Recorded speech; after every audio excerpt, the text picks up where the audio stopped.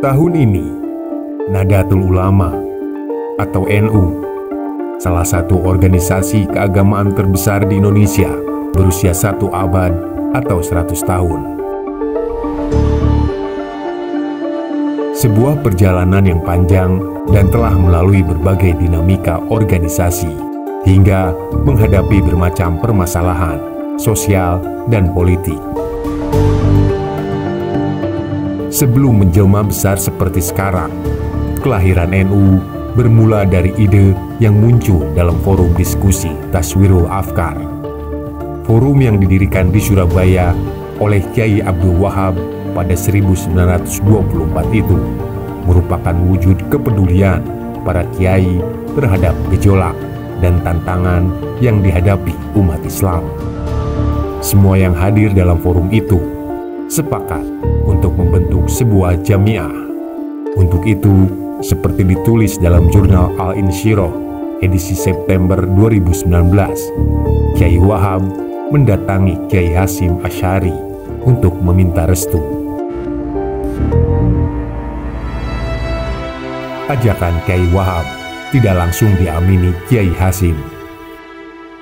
Sebaliknya, ia malah merasa resah setelah pertemuan tersebut.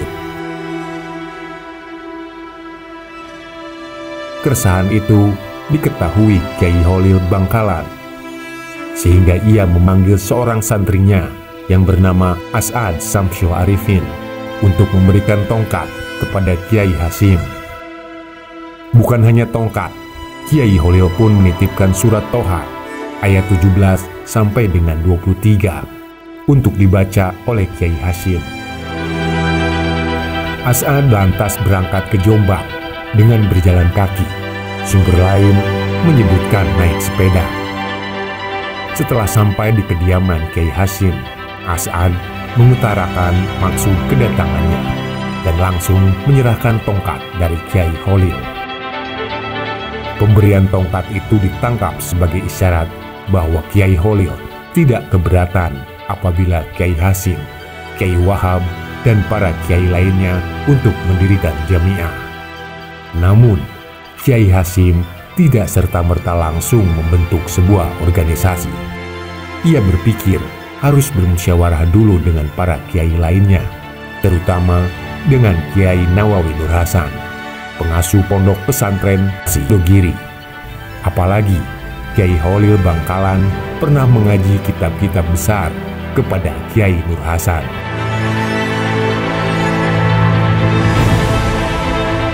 Maka ia meminta Kyai Wahab untuk menemui Kyai Nawawi.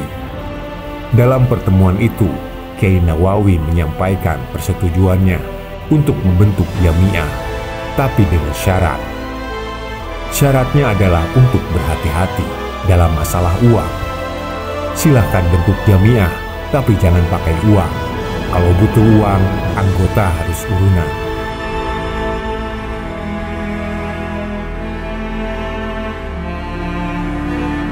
Di lain hari, As'ad Samsyul Arifin kembali mendatangi rumah Kyai Hasyim.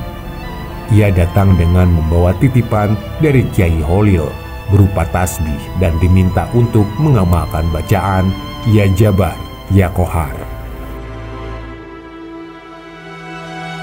Tasbih pemberian Kyai Holil itu dimaknai sebagai isyarat agar Kyai Hasyim lebih memantapkan hatinya untuk mendirikan jamiah.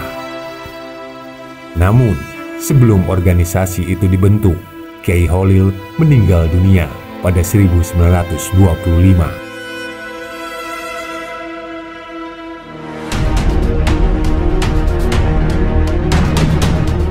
Setahun kemudian, pada 16 Rajab 1344 Hijriah atau 31 Januari 1926, Nahdlatul Ulama lahir di Surabaya, Jawa Timur.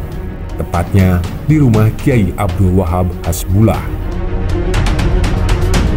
Para kiai yang hadir dalam hari bersejarah itu, diantaranya Kyai Haji Hasyim Asy'ari Jombang, Kyai Haji Asnawi Kudus, Kyai Haji Bisri Syamsuri Jombang, Kyai Haji Ridwan Semarang, Kyai Haji Nawawi Pasuruan, Kyai Haji Nahrawi Malang, dan Haji Ndoro Muntaha yang merupakan menantu Kiai Holil Bangkalan.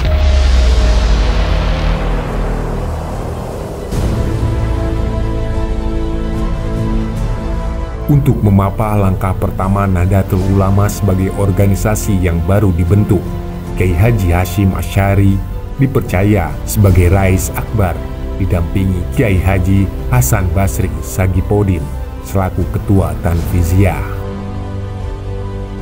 Beberapa fokus gerakan Nahdlatul Ulama di awal perjalanannya adalah memperkuat kesetiaan kaum muslimin pada salah satu dari 4 mazhab, memberikan bimbingan jenis-jenis kitab, menyebarkan ajaran Islam yang sesuai dengan tuntutan mazhab, memperbanyak pesantren, serta membantu anak-anak yatim piatu dan fakir miskin.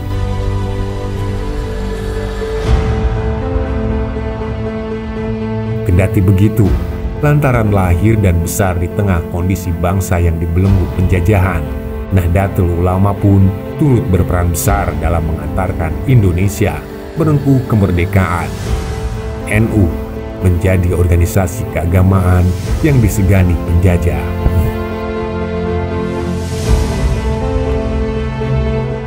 Selain aktif berdakwah, NU secara tegas menentang segala bentuk penjajahan dan berjuang keras mewujudkan negara yang merdeka. Kehadiran Nahdlatul Ulama menjadi salah satu penggerak dalam menebarkan semangat nasionalisme melalui kegiatan keagamaan dan pendidikan. Di masa pergerakan nasional, NU mengambil sikap tegas tidak mau bekerja sama dengan Belanda. Begitupun di saat negara ini sudah memproklamirkan kemerdekaan. Salah satu sikap tegas yang paling monumental adalah resolusi jihad yang digaungkan Kiai Haji Hasyim Asy'ari. Seruan jihad itu dilakukan sebagai respons dari upaya Nikah yang mencoba menjajah kembali Indonesia. Kiai Haji Hasyim Asy'ari bersama para ulama dan santri yang berkumpul di Surabaya pada 22 Oktober 1945 menyeru umat muslim, terutama yang berada dalam radius 94 km untuk membela tanah air dan hukumnya fardu ain. Resolusi jihad itu membangkitkan semangat arek-arek Surabaya untuk bertempur habis-habisan melawan penjajah.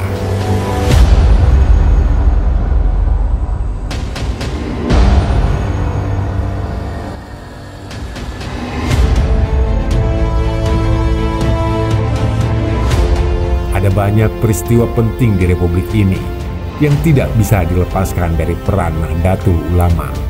Sejarah mencatat, kehadiran organisasi yang lahir dari kalangan pondok pesantren ini menjadi salah satu elemen penting dalam mengukuhkan Indonesia sebagai negara besar yang dibingkai dalam kesatuan.